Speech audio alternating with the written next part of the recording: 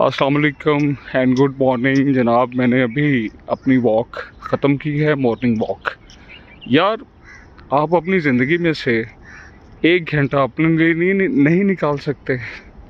आप अपने लिए 1 घंटा निकालें। ये देखिए कितने खूबसूरत ट्रीज़ हैं और बर्ड्स की आवाज़ें आ रही हैं। अगर आप डिप्रेस हैं ना, तो अपने आप को नेचर के करीब कर लें। हम लोग अपने आप को डॉक्टरों के हवाले कर देते हैं, लेकिन हम अपनी रूटीन नहीं ठीक करते।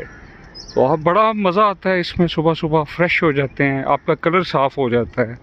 और स्पेशली फ़ीमेल्स के लिए आप 1 घंटा मॉर्निंग वॉक करें, आपको मेकअप की ज़रूरत नहीं पड़ेगी।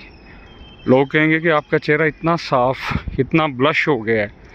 आप जितना फेस के आउटर पे उस पे लगा देते हैं मेहनत, वॉक पे अगर थोड़ी सी कर लें तो ज़बरदस्त है। ठीक है जी, have a good day, love you.